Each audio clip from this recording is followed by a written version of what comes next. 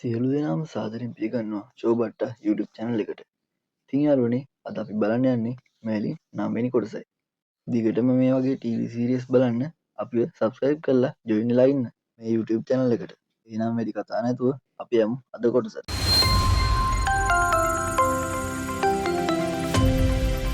Movie Explain. ඉතින් යාළුවනේ කතාව පටන් ගද්දිම අපිට පෙන්වන්නේ අර කලින් එපිසෝඩ් වල හිටපු නිම්වේ කියන මායාකාරිව.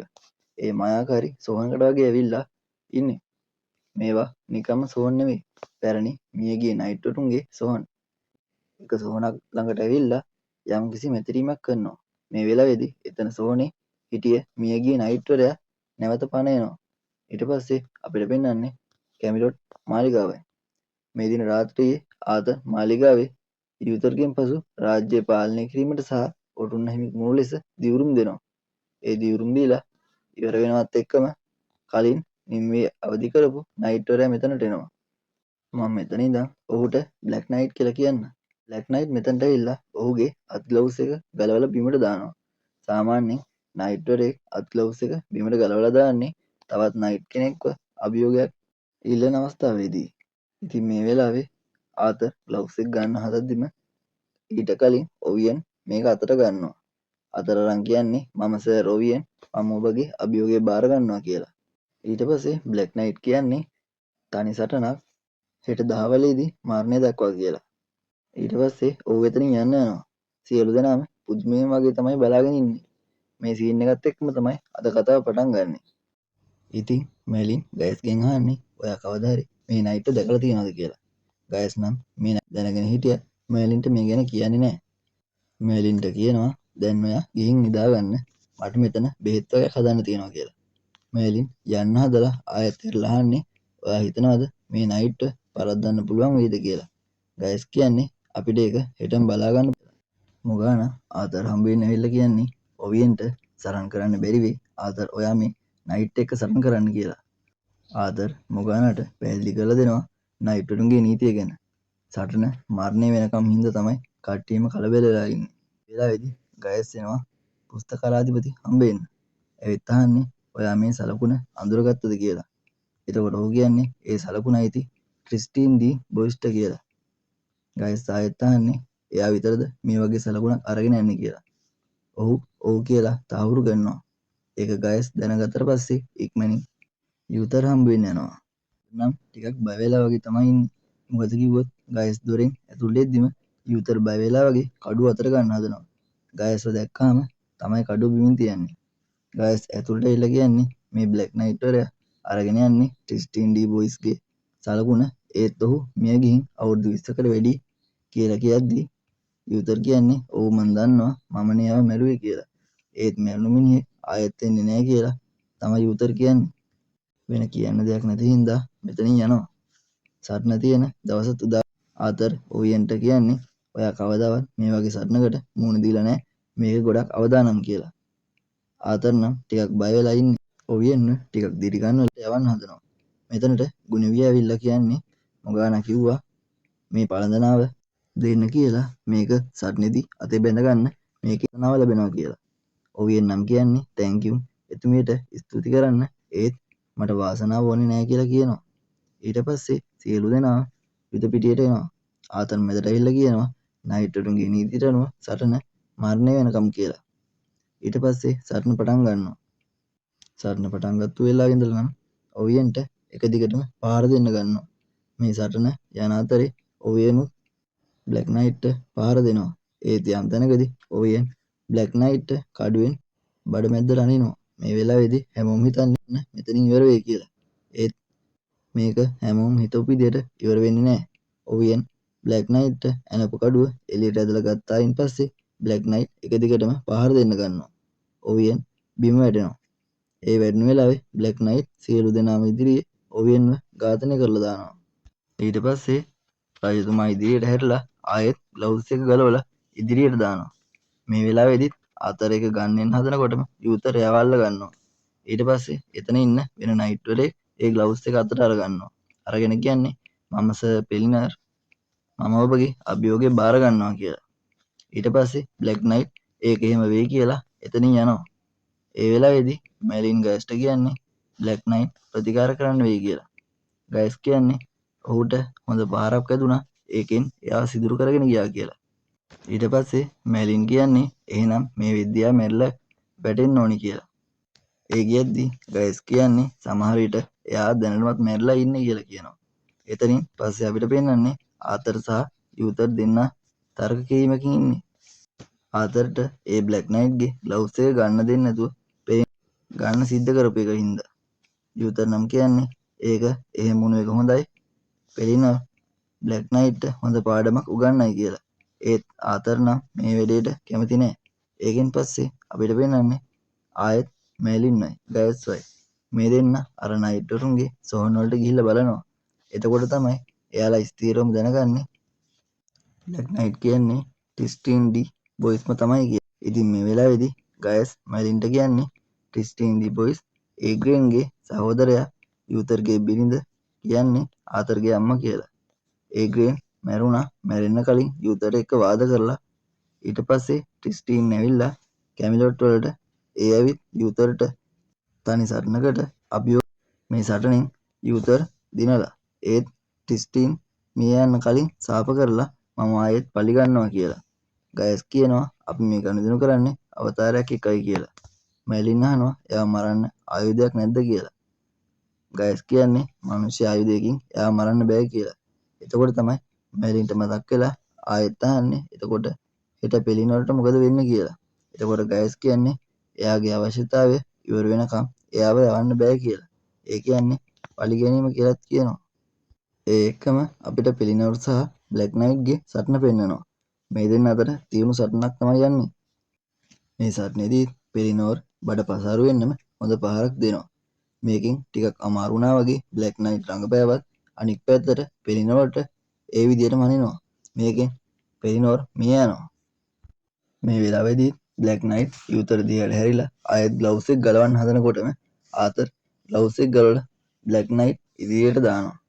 මං ආතර් පෙන්ඩ්‍රැගන් මම ඔබට අභියෝග කරනවා කියලා. ඒක එසේම වෙයි කියලා බ්ලැක් නයිට් ඊට පස්සේ අපිට පෙන්වන්නේ ආතරට යූතර් හොඳටම බනිනවා. මේ වෙලාවේදී කියන්නේ ඇයි ඔයා මෙච්චර මෝඩ වුණේ මම අවලංගු කරනවා මේ අභියෝගය කියලා. ආතර් කියන්නේ නයිට්වරුන්ගේ නීතිය අනුව එහෙම අවලංගු කරන්න බෑ කියලා. ඔයා ඔටුන්න හිමි කුමාරයා කියලා යූතර් කියද්දි ආතර් කියන්නේ මෙතන මට ඒක නීතියයි අනිත් අයට වෙන එකකුයි තියෙන්න බෑනේ මට බෑ බියගුල්ලෙක් වගේ ඉන්න කියලා. ඊට පස්සේ මෙතනින් යනවා. මේ වෙලාවේදී මැලින් කලබල වෙලා ඉන්නේ ආතර් සටනේදී මේ ගියොත් කියලා. ගයස් කියන්නේ මේ නයිට් මානුෂීය ආයුධයකින් මරන්න බෑ කියලා. එතකොට මැලින් එයාගේ මැජික් පොත ගෙනල්ලා මැජික් වලින් එයා විනාශ කරන්නම් කියලා කියනවා. බ්ලැක් නයිට් ළඟට ගිහිල්ලා මැජික් ගිනිවලල්ලා හදලා එයාව පුච්චන්න හදනවා. ඒත් මේකෙන් එයාගේ ඇඟේ රිදි කෑල්ලක්වත් පිච්චෙන්නේ නැහැ. මේ වෙලාවේදී ගයස් එනවා යූතරව ඇවිල්ලා කියන්නේ ආතරව යවන්න එපා සටනට එයාව මැරෙයි කියලා. මම ගියා බලන්න සොහන වලට ක්‍රිස්ටින්ගේ සොහන හිස් කියලා. අපි මේ සටන් කරන්නේ අවතාරයක් එක කියලා කියනවා. එහෙම වෙන්නේ කොහොමද කියලා යූතර ඇහුවත් ගයස් කියන්නේ ඔහු ඇවිත් තියෙන්නේ පලි ගන්නයි ඒග්‍රේන්ගේ මරණයට කියලා. ඒත් යූතර කියන්නේ ඒග්‍රේන් මැරුණේ මැජික් නිසා නැතුව මං හින්දා නෙවෙයි කියලා. ඊට පස්සේ ගයස් කියන්නේ ඔබතුමා අනුමත කරන්න එපා මේ සටනට කිසිම ආයුධයකට බෑ අවතාරයක් මරන්න. ඔහුට අවශ්‍ය දේ ලැබෙනකම්ම දිගටම ඔහු සටන් කරයි කියලා. ඔබ ආතරට ඇත්ත කියන්න කියලා ගයස් කියනවා. යූතර් කියන්නේ ඒක නම් වෙන්නේ නෑ. ආතරගේ උපතේ රහස කිසිම වෙලාවක දැනගන්න තියන්න බෑ. ඔබ වුණත් මම වුණත් එයාට කියන්නේ නෑ කියලා ගයස්ට අණ කරනවා. එහෙමයි උතුමානේ කියලා ගයස් එතනින් යනවා. ඊට පස්සේ අපිට පෙන්වන්නේ මැලින්වයි. එයා ආතර් ගාවට ගිහිල්ලා සටන නවත්තන්න කියලා කිව්වත් ආතර් මැලින්ව බැනලා පන්න ගන්නවා. ආයෙත් ඊට පස්සේ අපිට පෙන්වන්නේ යූතර්. එයා ගාවට එකපාරටම නිම්වේ එනවා. ඇවිල්ලා කියන්නේ ඔබ මාව මෙහාට මුලදී මගෙන් ඉල්ලපු ප්‍රාර්ථනාව හින්දා මේ සියලු දේ වෙන්නේ ඔබගේ බිරිඳ වඳභාවය නිසා. ඔබ පැතුවේ ඔබට පුතෙකු අවශ්‍යයි කියලානේ කියලා නිම්වේ කියනවා. යූතර් කියන්නේ ඔබට මගේ පුතාව ගන්න දෙන්නේ නැහැ කියලා. මේ වෙලාවේදී මැලින් පුස්තකාලය පෙරලා හොයන්නේ අවතාරයක් මරන්න ආයුධයක්. ඒ හොය ඉද්දි එතනට පුස්තකාලාධිපති එනවා. ඇවිල්ලා කියන්නේ මට එහෙම එකක් හම්බුණා කියලා. මැලින් එක ඉක්මනින් පෙන්වන්න කිව්වත් ටිකක් වෙලා යනවා හැබැයි. ඊට පස්සේ ඔව් මැලින්ට කියන්නේ කඩුවක් මකරහුස් බෙදුවොත් ඕනෙම දෙයක් මරන්න පුළුවන් කියලා. ඒ ටික කියනවත් එක්කම මැලින් දුවලා යනවා. ඒ යන්නේ ගුණවියව හම්බෙන්න. හම්බෙලා කියන්නේ මට උදව්වක් ඕනේ. ගුණවියා මොකද්ද කියලා ඇහුවත් මැලින් කියන්නේ මට කඩුවක් අවශ්‍යයි කියලා. මැලින්ට ගුණවියා එයාගේ තාත්තා හදපු හොඳම කඩුවක් දෙනවා. මැලින් ඒ කඩුවත් අරගෙන යන්නේ අර මකර ගාවටයි. මකර ගාවට ගිහිල්ලා කියන්නේ මම මෙතනට ආපු හේතුව ඔයා දන්නවා ඇති නේද කියලා. මකර කියන්නේ මට එහෙම හැම දෙයක්ම පේන්නේ නැහැ කියලා බොරුවට කියනවා. මැලින් කියනවා ආතල් සම්බන්ධයෙන් මං ආවේ. එයා ලොකු අනතුරක ඉන්නේ. ආයුධයක් නිර්මාණය කරගන්න ඕනි. මැරුණු කෙනෙක්ව ආයෙ මරන්න පුළුවන් කියලා කියනවා. මකර අහන්නේ ඉතින් ඔබ මගෙන් මොනවද ඉල්ලන්නේ කියලා. මැලින් කියනවා මේ කඩුව මකර හුස්මෙන් පුච්චලා දෙන්න කියලා. මකර මේ වැඩේට එච්චර කැමති වෙන්නේ නැහැ. මොකද කිව්වොත් මකර හුස්මෙන් සෑදෙන කඩුවක් අති ප්‍රබල බලයකින් යුක්තයි කියලා කියනවා. ඒත් බලවත් ඉල්ලීම හින්දාම මකර මේකට කැමති වෙනවා. ඒත් මැලින්ට එක පොරොන්දුවක් වුණොත් විතරයි කියලා කියනවා. ඒ මැලින් මේ කියන විදිහට පොරොන්දු වෙනවා. අපිට පෙන්වන්නේ යුතරව. එයා ගයස් හම්බෙන්න ගිහිල්ලා. යුතර් කියන්නේ මට සමා වෙන්න කලින් අනම්මනම් කිව්වට මම හින්දා මේ සියලු දේවල් සිද්ධ වෙන්නේ ඒක හින්දා ආතර වෙනුවට මම යනවා හෙට සටනට කියලා. ඔයා මට හොඳ යාළුවෙක් වුණා. හැමදාටම ආතර හොඳින් බලා ගන්න. මගෙන් මේ පරිගැනීම ඉවර වෙයි. එතකොට කාටවත් කරදරයක් නැහැ කියලා කියනවා. ගයස් මට තව උදව්වක් කියනවා. ටික වෙලාවක් ගියාම තමයි අපිට බලා ගන්න පුළුවන් වෙන්නේ මොකද්ද යුතර් ඉල්ලපු උදව්ව කියලා. ගයස් එනවා ආතරට බේත් එකක් අරගෙන. ඇවිල්ලා කියන්නේ හෙට සටනට යන්න ඇඟට හොඳ ජවයක් එයි මේක බොන්න කියලා. ආතර අකමැති වුණත් අකමැත්තෙන් හරි ඒක බොනවා. බීලා ටිකක් වෙලා යද්දි ලොකු නිදිමතක් එනවා. ගයස් ආතරව නිදි කරවලා දොරත් ලොක් කරලා තමයි එතනින් එන්නේ. ආතර සහ බ්ලැක් නයිට් අතර තියෙන සටන හින්දා මැලින් උදෙන්ම අර කඩුවත් අරගෙන එතනට ඇවිල්ලා. ඒත් ආතර නම් පේන්නේ නැහැ. ආතර යුතර් තමයි එන්නේ. මැලින්ට කියනවා මාව සටනට සූදානම් කරන්න කියලා. මැලින් යුතරව සටනට සූදානම් කරන්න පටන් ගන්නවා. මේ වෙලාවේදී අර කඩුව යුතර් දැකලා අහන්නේ මොකක්ද මේ කඩුව කියලා. මැලින් කියන්නේ මේක ආතර වෙනුවෙන් කියලා. යුතර් මැලින් ඔබ ඔහුට හුඟක් ලැබී වගේ නේද කියලා. මැලින් කියන්නේ නෑ රජතුමනි මේ මගේ රාජකාරිය කියලා. ඊට පස්සේ ආයෙත් යුතර් කියන්නේ මේක රාජකාරියටත් එහා ගිය දෙයක් කියලා. මට සතුටුයි ඔයා ආතර හොඳින් බලා ගන්න කියලා යුතර් සටනට යන්න පිටත් වෙනවා. මැලින් නම් ටිකක් අවුලෙන් ඉන්නේ. මොකද මකරට දීපු පොරොන්දුව රකින්න බැරි වුණ හින්දා. යුතර් යුද පිටියට එද්දී ඒක බලා ගන්න ආපු සියලු දෙනාම පුදුම වෙනවා. යුතරව දැකලා. බ්ලැක් නයිට් ළඟට ඇවිල්ලා කියන්නේ ඔයා ආපු දේ කරලා යන්න. මං තාත්තා පුතා නෙමෙයි කියලා. ඊට පස්සේ සටන පටන් ගන්නවා. සටන පටන් ගත්තාම තමයි ආතරට සිහිය එන්නේ. ආතර ඉක්මනින් නැගිටලා එළියට එන්න හැදුවත් දොරවල් ඔක්කොම ලොක් කරලා හින්දා එළියට එන්න බැරි වෙනවා. මේ වෙලාවේ දැවැන්ත සටන දිගටම යනවා. මෙතනදී යුතර් බ්ලැක් නයිට්ගේ මුණට පහරක් දෙනවා. ඒකෙන් බ්ලැක් නයිට්ගේ හිස් ගැලවිලා යනවා. මේක හින්දා එතන ඉන්න සියලු දෙනාම බය කරන සිද්ධියක් මෙතනදී වෙනවා. ඒක ඇතුලේ ඉන්නේ මියගිය රාක්ෂයෙක්. සටන ඒත් දිගටම යනවා.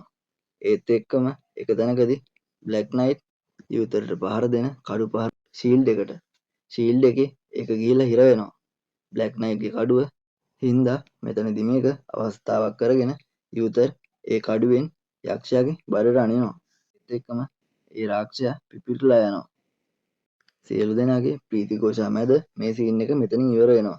ඊට පස්සේ අපිට පෙන්වන්නේ යුතරගේ සටනේ කුණු තුවාල වලට ගයස් බෙහෙත් දාන දර්ශනය. එතනදී ගයස් මොකක්ද මේ අලුත් කඩුවක්ද කියලා එහෙමත් අහනවා. යුතර් කියන්නේ මැලින් ආතර වෙනුවෙන් හදපු කතාවක්. කඩාගෙන ඉන්නේ ආතර. ඔව් ඇවිල්ලා සරන් කරන්න දෙන්නේ නැතුව ගයස්ට කියලා නිදි බෙහෙත් දීපු එකට සද්ද දානවා. යුතර් නම් කියන්නේ මට ඉන්න එකම පුතාව නැති කරගන්න බෑ. මට මේ හැම දෙයකටම වඩා ඔයාව වටිනවා කියලයි යුතොර් කියන්නේ. මේ සීන් එක මෙතනින් ඉවර වෙනවා. ඊට පස්සේ මැලිනුයි ගයසුයි කෑම ගන්න ගමන් තමයි ඉන්නේ. ගයස් අහනවා ඔබ මන්ත්‍රයක්වත් ජප කරාද කියලා. මැලින් නෑ කියලා උත්තර දෙනවා. ඊට පස්සේ ගයස් කියන්නේ අපරාධේ ඔයා එක කරා නම් රජතුමාගේ ජීවිතේ බේරුවා කියලා සතුටු වෙන්න තිබ්බනේ කියලා. මැලින් මේ වෙලාවේදී අමුතු දානවා. ඊට පස්සේ අපිට පෙන්වන්නේ මැලින් නිදාගෙන ඉන්නවා. අර මකරා මැලින්ට කතා කරනවා. මැලින් එකපාරටම නැගිටලා මකරා ඉන්න ගුහාවට යනවා. ඊට පස්සේ මකරා කේන්තියෙන් බනිනවා පොරොන්දුව රැක්ක නැති එකට. මැලින් නම් කියන්නේ මට වෙන කරන්න දෙයක් තිබ්බේ නෑ. අපි මේක විනාශ කරමු කියලා. මකරා කියන්නේ මේ කඩුව ගොඩක් බලවත්. ඒක නිර්මාණය කරාට පස්සේ ඒක විනාශ කරන්න බෑ කියලා. ඔය කඩුව කාටවත් ගන්න බැරි තැනක හංගන්න කියලා මැලින්ට කියනවා. මැලින් මාලිගාවට ඇවිල්ලා ඒ කඩුවත් අරගෙන කැලේ මැද්දට ගිහිල්ලා එතන තිබ්බ ගඟකට විසි කරනවා. කඩුව ගඟ පතුලේ සැඟවෙනවා. මේ විදියට අද කොටසත් ඉවර වෙනවා. ඊළඟ කොටසින් හම්බෙමු.